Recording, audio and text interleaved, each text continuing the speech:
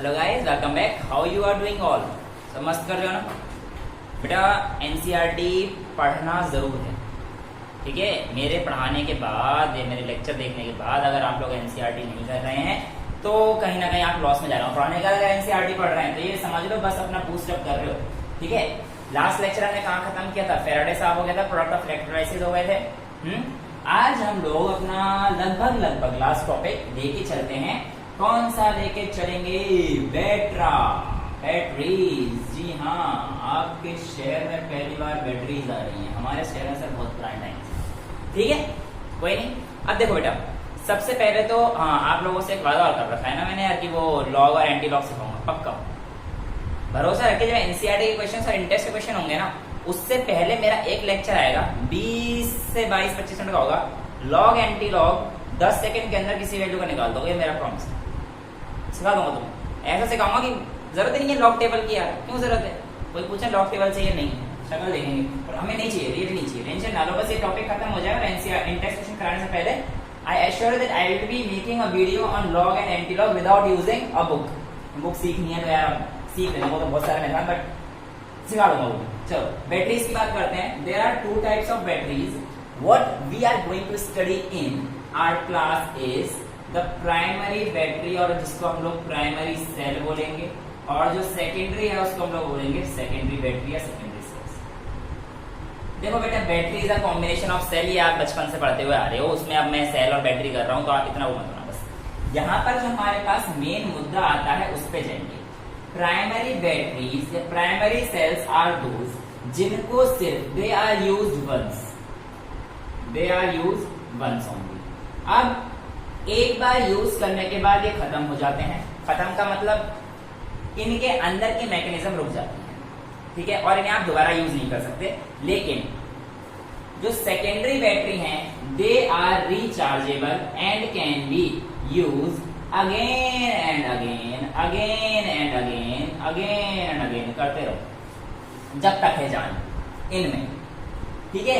अब बेटा, जैसे कि आप लोग घरों में बहुत अच्छे से घड़ी देखते हो ना?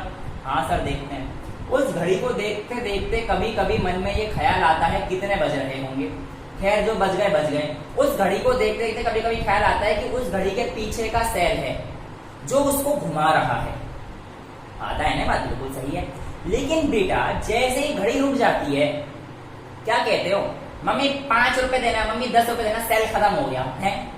मैं डर जाता हूँ कभी कभार ऐसे, मतलब खैर बोलता तो मैं यही हूँ, पर मैं डर जाता हूँ। क्यों? सेल कैसे खत्म हो जाएगा यार? चालू थोड़ी हो रहा है, सेल तो वहीं का वहीं है ना, सेल तो वहीं का वहीं है। सेल कैसे खत्म हो रहा है? सेल खत्म हो गया, वाह। सेल खत्म, वाह। सेल खत्म कैसे खत्म हो जाएगा? सेल खत्म नहीं होता, कुछ और चीजें होती हैं। और आज हम लोग उस चीज का पर्दाफाश करेंगे। आज हम लोग उन चीजों का पर्दाफाश करेंगे जो आखिर घड़ी चलते चलते रुक क्यों जाती है ना बेटा? तो जो घड़ी में सेल होते हैं वो भी एक बार यूज करने के बाद फेंक देते हैं, और इसीलिए उन सेल्स को हम लोग प्राइमरी सेल्स बोलते हैं। सबसे पहला पॉइंट, ठीक है बेटा। अब उन सेल को जो हमारे पास आते हैं ड्राई सेल या लेक्लांचे सेल भी बोलते हैं, और ये वो साइंटिस्ट ने इन्वेंट किया था। दुकान पे जाके सेल ही बोलना, कह दो भाई अंग्रेज बन रहे हो केमिस्ट्री पढ़ के, लेक्लांचे दिए भैया, ले दूंगा अभी, ले ऐसे करेगा। सेल दे दो, सिंपल बोल दे, पेन सेल है, कौन रिमोट सेल, वो अपने आप बता देता है। तो लेक्लांचे मत बोलना, पर भैया ये कहते हैं, मैं समझ जाऊंगा, मेरी दुकान खुल गई तो आ जाए, हाँ मैं दे दूंगा तुम्हें। अब हुआ क्या कि जब ये सेल बन रहे थे ना बेटा, जब ये सेल बन रहे थे तो इनमें हम लोग क्या देखते हैं? ऐसा होता है, कुछ होता है ना, सेल देखा है ना वो? हाँ, नीचे से नंगा छोड़ देते हैं, ऊपर से यहाँ पे कवरिंग होती है उसकी, यहाँ से कवरिंग होती है, और यहाँ पे कुछ ऐसा होता है, ऐसा, और होता है कि नहीं होता बेटा? होता है। तो ये वाला जो एंड होता है पॉजिटिव एंड होता है, और जो नंगा छोड़ा होता है जिसमें हल्का सा ऐसे गुल सा होता है, जिसको कपड़े नहीं पहनाते, वो नेगेटिव एंड होता है। समझ में आता है? तो इस तरीके का हमारे पास सेल होता है। अब हम लोग इसको थोड़ा सा खोल दें, क्या होता है बेटा इसमें, ये देखते हैं, ठीक है।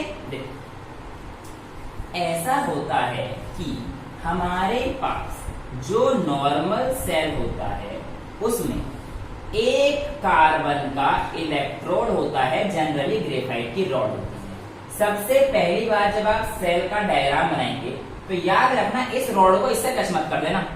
मैं बता रहा हूं नंबर काटने का पूरा हक है टीचर, और इस रॉड को आपने टच कर दिया यहाँ से। क्यों? क्योंकि रॉड टच करते ही आपने पूरा एक कंडक्टर बना दिया, जबकि अलग अलग है। यहाँ पर जो फंक्शन आएगा वो एनोड का है, और जो यहाँ पर जो ऐसा बाहर निकला होता है ना ऐसे, ये बेटा कैथोड है, जो आपका कार्बन या ग्रेफाइट की रॉड होती है। इसकी रॉड होती है कार्बन रॉड, ले लेता हूं बिकॉज आपको पता ही है ग्रेफाइट एक फॉर्म का। हाँ, अब इसके अलावा जो भाई साहब के आसपास सराउंडिंग में होते हैं वो क्या क्या चीज होती है? देखो, इनके आसपास बहुत सारी चीज होती है, बहुत सारी। देखो बेटा, आप लोगों ने देखा तो होगा ही, कभी कभार तो सेल खोला होगा, है ना। अब यार मेरे पास सेल नहीं था और लॉकडाउन का चल रहा है, तो अब मेरे पास घड़ी भी नहीं है ना, क्या करें, फोन में आदत ऐसी पड़ गई है। तो बेटा वरना मैं सेल खोल के पक्का दिखाया था, पर क्या करूं अभी समझ लो, वरना खोल के दिखा जिस घर में घड़ी है, तो आज जब खोलोगे तो आपके हाथ काले काले काले काले काले पड़ जाएंगे। वो काले इसकी वजह से होते हैं क्योंकि इसमें सबसे पहला जो बना होता है पाउडर्ड कार्बन ब्लैक होता है, कार्बन ब्लैक होता है। इसके अलावा बेटा यहाँ पे ZnCl2 का सॉल्यूशन होता है, जिंक क्लोराइड होता है। इसके अलावा बेटा यहाँ पर वेरी इंपॉर्टेंट मैंगनीज डाइऑक्साइड होता है ना, MnO2 होता है। इसके अलावा और भी कुछ होता है? हाँ सर, और भी होता है। और क्या होता है? Ammonium chloride NH4Cl।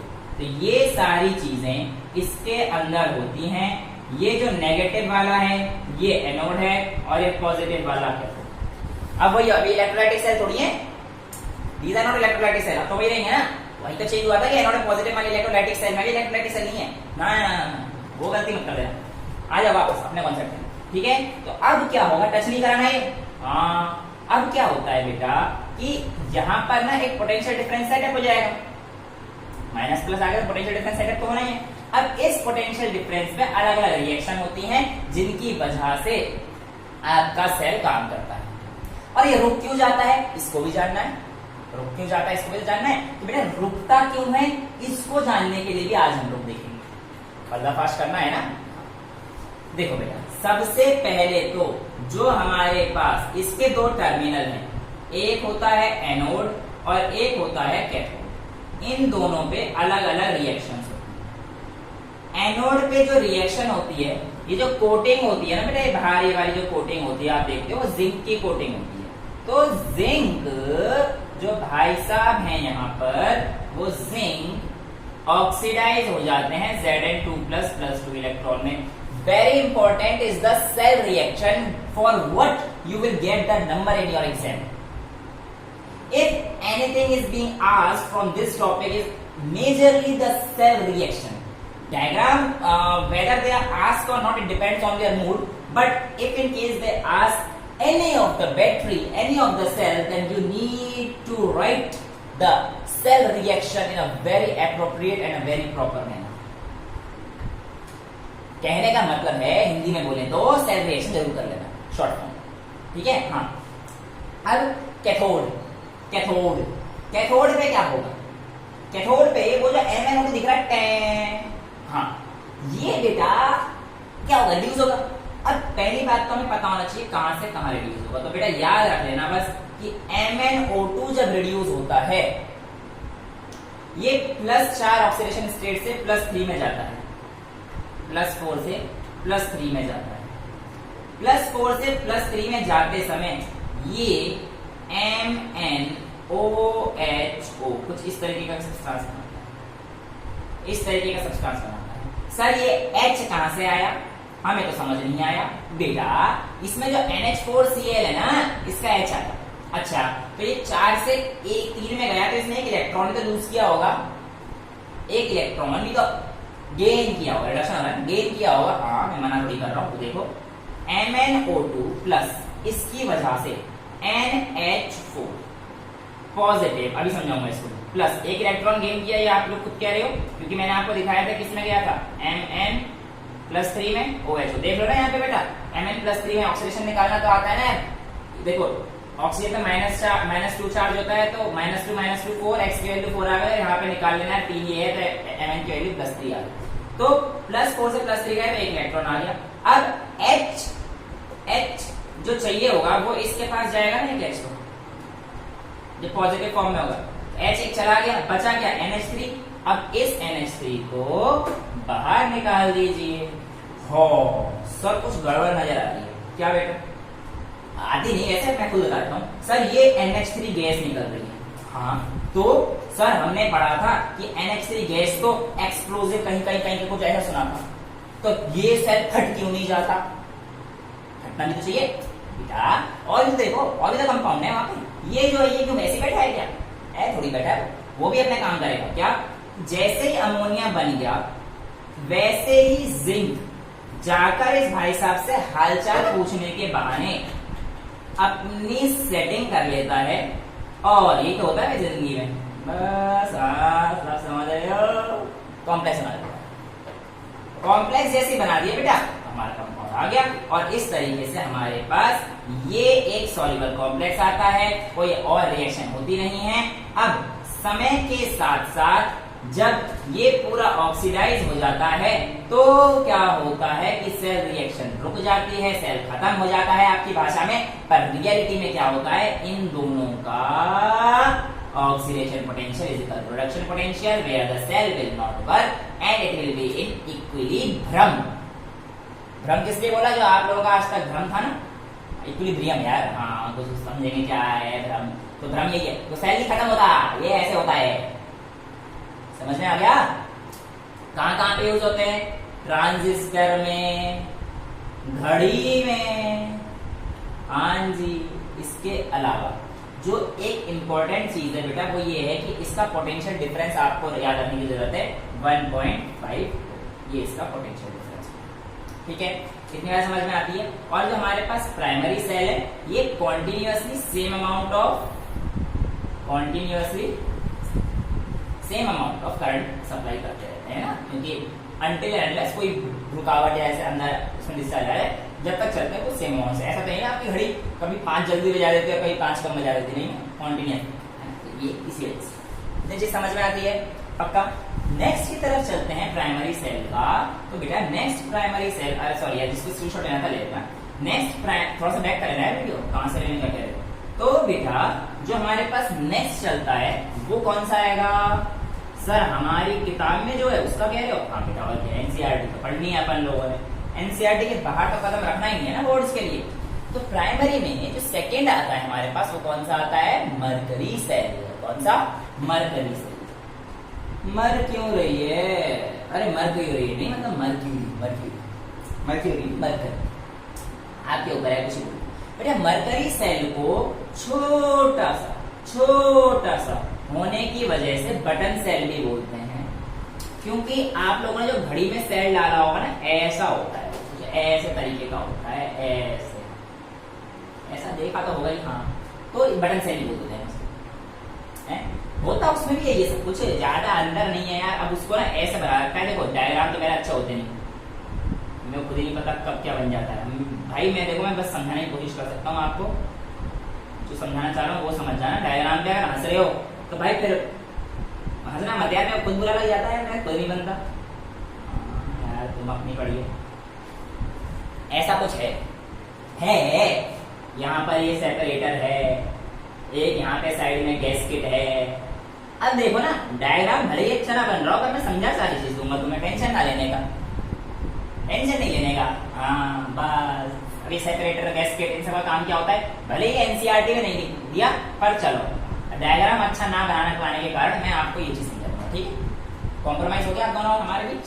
ओके बेटा देखो, जो मरकरी की सेल होती है इसमें जो हमारे पास कैथोड होता है ना, वो क्या होता है? अमलगम का होता है।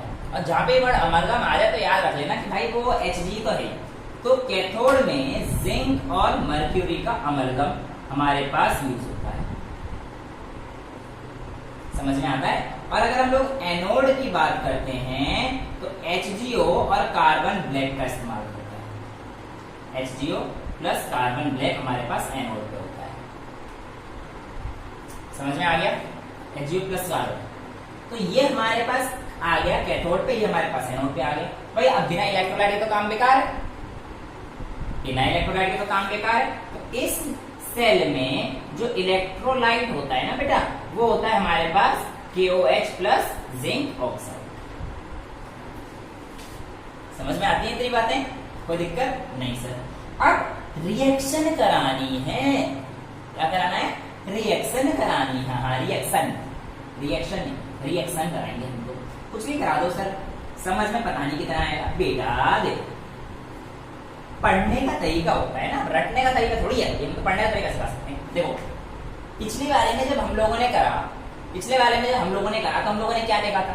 आराम से बताओ, इत्मीनान से बताओ बेटा। हम लोगों ने ये देखा था कि Zn का जब ऑक्सीडेशन हो रहा है तो +2 में जा रहा है।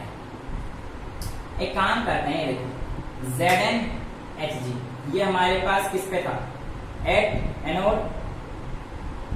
अब ये जो जिंक का ऑक्सीडेशन होगा तो आप ये बताओ ZnO, ये बताओ ये क्या सही है? हाँ सर सही तो होना चाहिए। अरे बेटा सिंपल सी बात है ना, जिंक ऑक्सीजन गेन कर रहा है, अब ये जो गेन कर रहा है ऑक्सीजन, कहां से कर रहा होगा? अभी तो बताया मैंने आपको कि जो इलेक्ट्रोलाइट है वो कौन से हैं हमारे पास? KOH और ZnO। तो ये जो KOH से है ना, इससे OH माइनस ले लेता है भाई साहब, इससे OH माइनस ले लेता है। जैसे ही भाई साहब ने OH माइनस लिया, जैसे ही सर जी ने OH माइनस लिया, तो यहाँ पर H भाई साहब नाराज हो गए, मेरा भी तो कुछ करो। तो हम लोग इसको ऐसे करते हैं और इधर की तरफ पानी के साथ साथ, अभी देखो 2 OH माइनस है, तो ये 2 इलेक्ट्रॉन निकाल देता है। ZnO ही रहने, कोई दिक्कत नहीं, 2 इलेक्ट्रॉन निकल जाते हैं हमारे पास। 2 OH माइनस के हैं तो हमारे पास ZnHg ने ZnO ने गया। अब ये देखो ना बेटा, इसको भी तो ऑक्सीडेशन कहते हैं। अरे भाई addition of oxygen, gain of oxygen, इसको ऑक्सीडेशन है। गेन ऑफ इलेक्ट्रॉन हो, एडिशन ऑफ ऑक्सीजन हो, यही तो हमारे पास ऑक्सीडेशन होता है। अब जब हमारे पास ये चीज आ गई तो बेटा दूसरे एलॉय में किसका काम था? हमारे पास HgO। ये हमारे पास किसकी रिएक्शन थी? एनोड की। अब कैथोड की लिखेंगे बेटा। कैथोड पे क्या होता है? ये HgO साहब Hg में कन्वर्ट हो जाते हैं। देखो ना, 2 नेगेटिव था यहाँ पे Hg, और यहाँ पे Hg लिक्विड में आ गए साहब। 0 से -2 से ये पहुंच गए 2 पे, सॉरी +2 से 0 पे आ गए। तो गेन ऑफ इलेक्ट्रॉन, इसको रिडक्शन, तो ये कैथोड पे हो रही है। अब क्या होगा? देखो बेटा बहुत आराम से रिएक्शन रूटीन, ये बात समझ में आ गई। अब ऐसा करो, जो चीज समझ में आ रही है इसको इधर, जो इधर निकाला है ना, इधर से निकला है, इसको इधर से लाते रहो। प्लस H2O साहब को लेके आओ, प्लस 2 इलेक्ट्रॉन को लेकर आओ, और इधर से ये वाले साहब को इधर भेज दो, प्लस 2OH को बाहर भेज दो, प्लस 2OH को बाहर भेज दीजिए। तो जैसे ही आप ये लिखोगे रिएक्शन होगी, रिएक्शन होगी। देखो अब इसकी ओवरऑल रिएक्शन क्या लिखनी होती है बेटा? Overall reaction. ओवरऑल रिएक्शन तो हमने लिखना सीख रखा है ना भाई, इतनी सारी सेल रिप्रेजेंटेशन करी है, वहां पे ओवरऑल रिएक्शन लिखना सीखा है। तो ओवरऑल रिएक्शन में हमें क्या मिलेगा कि भाई ये ZnHg है, जिंक और अमलगम का एलॉय था ना, ये बचेगा। जो कट रहा है उसे काट दो, 2 इलेक्ट्रॉन से 2 इलेक्ट्रॉन है, और क्या बच रहा है बस, और तो कुछ बच नहीं रहा। लिख दो फटाफट से भैया जो जिंक, अब इसमें ना Hg लिखो या लिखो, इस बात से कोई फर्क नहीं पड़ेगा। यहाँ पे Hg कुछ काम नहीं कर रहा, एलॉय है ना एक्चुअली, मरकरी तो एलॉय बना रहा, इसमें सिर्फ जिंक लिखोगे तो भी काम चल जाएगा, कोई दिक्कत नहीं आएगी। ठीक है, तो Zn plus HgO, Zn plus HgO, H2O से H2O भी चला जाएगा गाइस, है ना। अब इधर तो और कुछ नहीं बच रहा, हाँ ये बच रहा है। अरे जो जो कट रहा है काट देना यार, मेरे को वो थोड़ी मतलब पे आओ यार। Zinc oxide plus Hg in liquid, ये आपके पास ओवरऑल सेल रिएक्शन आ जाती है। तो इसे मरकरी सेल की सेल रिएक्शन आ गई। आगे बात समझ, मरकरी सेल की जो सेल रिएक्शन आई बेटा, इसमें हम लोग एक तो गैस्केट का यूज करते हैं और एक सेपरेटर का। सेपरेटर का यूज इसलिए किया जाता है ताकि हमारे पास कैथोड और एनोड आपस में एक दूसरे कांटेक्ट में ना आए, ताकि आपस में एनोड और कैथोड आपस में एक दूसरे कांटेक्ट ना आए। और गैस्केट ऐसे समझ लो यार, कैसे समझो, मेरे पास कुछ है भी नहीं, ऐसे समझ लो। हाँ देखो ये डस्टर था मेरा, इस डस्टर को मैंने ऐसे खोल रखा है, ठीक है। अब suppose I have made the 2 fold of it, ये मैंने 2 फोल्ड लगा दिए, तो मान लो ये वाला मेरे पास पोटेंशियल जो सरफेस, सॉरी पोटेंशियल कह रहा हूं, जो ये वाला सरफेस है कैथोड का है और इसके पीछे ये एनोड का है, इसके बीच में एक गैप तो दिख रहा है आपको, है ना।